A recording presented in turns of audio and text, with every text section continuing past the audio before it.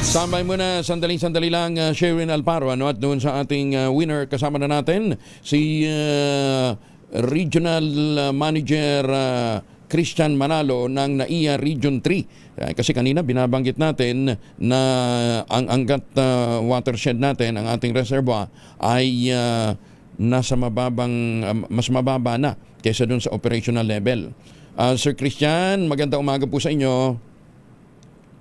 Umaga po, Sir Angelo Palmonte, sa mga nakikinig po ng Magandang Umaga Pilipinas. Oo. So, with that situation, ano hong mangyayari sa distribution natin ng tubig utilizing Angat Dam? Sa Angat Dam po, ang nagre-regulate po dyan yung POCOR or yung MWAS po, no? Oo. At ang pinababalang po na tubig sa amin, yun po yung nire-regulate namin dito sa Bustos Dam. Sa Bustos? Yes, ma'am. Yes, sir. So, hindi tayo kumukuha ng tubig mula sa Angat? Kumukuha po dahil binibigyan tayo ng alokasyon, ng regular allocation natin dun sa na binibigay na Angat is 45 CMS. Ngayon po, kung halimbawa po nasa critical condition po yung Angat natin, yun nga po, ang nagiging priority natin ay yung domestic po dito sa Manila. Yung gamit ng tubig, ay yung inumin. Oo. Yes po. Nagbawas na ba? Nagbawas na ba sila? Kasalukuyan po, meron kaming extension na nahingi sa kanila hanggang katapusan po ng Mayo. Hanggang katapusan pa ng Mayo? Apo. Oo. Tapos, after katapusan ng Mayo, saan ho tayo kukuha ng tubig para sa ating irigasyon? irigasyon? Yun po, yun na po yung cut-off namin ng June, July. May anuncio po yung ang MWRB natin na yung June and July magkakaroon po ng cut-off para doon sa pagbibigay ng tubig dito sa NAIA Region 3. Yung bang supply ng Bustos kakayanin? Yung kasalukuyan po, no, may mga ginagawa po kaming mitigation plan diyan, no. Yung Bayabas Dam po, sakaling matapos yan, isa sa mga magiging factor po para magdagdag ng tubig dito sa Bustos Dam. Tapos aayusin po natin yung Bustos para doon sa long-term solution natin. Although nagkaroon na po ng completion na doon sa short-term solution natin na yung Bustos Dam, Angat Regulatory Dam ay tinaas na natin hanggang elevation 16. Ngayon po yung meron pa rin pong isa dito sa downstream po ng Bustos Dam natin, yung gagawin po namin Bustos Dam structures. So, doon sa mga mitigation plan naman po, pinag-aaralan po namin yung pag-a-adjust ng cropping calendar, and then yung water management or rotational water delivery din po, pinag-aaralan din namin doon sa mga area namin na sasakupan, at yung reuse of water in drainage canal.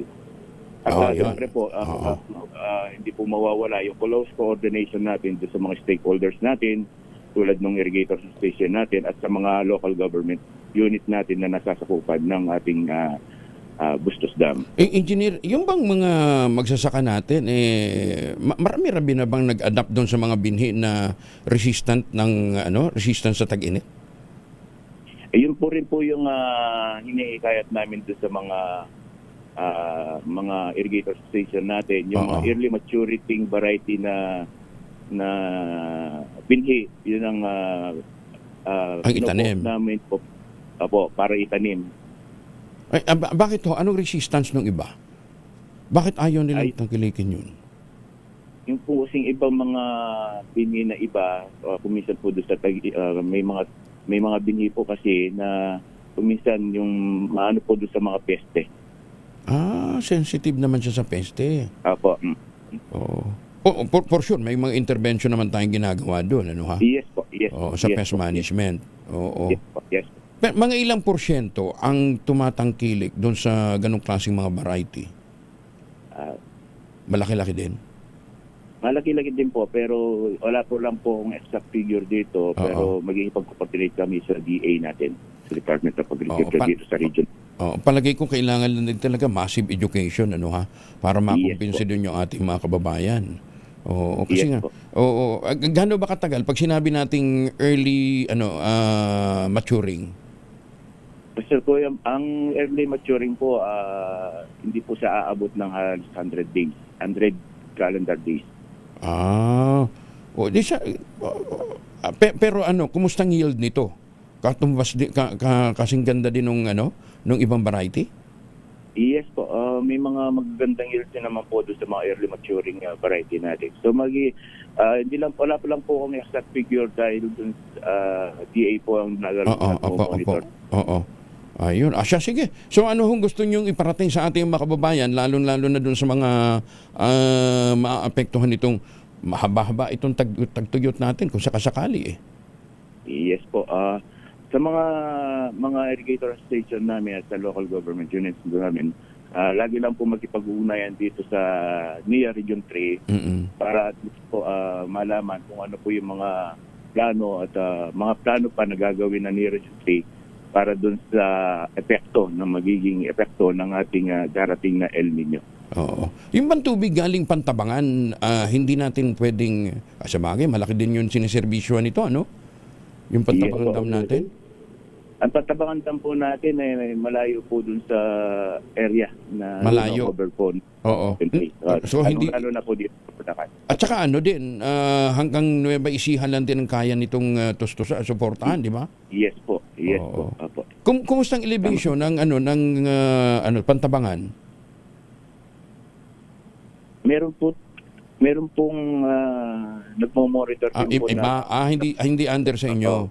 Okay, sige. Yes. Po, Sige, doon na lang kami magtatanong, engineer. In the meantime, maraming salamat po for joining us, ha.